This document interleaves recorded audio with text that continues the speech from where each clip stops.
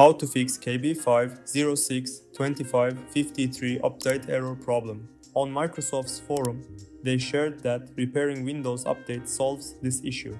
To do this, download the zip file matching our operating system. The download links will be in the video description below. After downloading, right-click and select Extract All. To continue, click Extract. The next thing we need to do is open the C drive. After doing this, right-click an empty space and select Folder from New to create a new folder. Name this folder Registry. Here what we need to do is copy the files from the downloaded zip folder to our newly created folder. Select the files and copy them, then paste these files into the registry folder.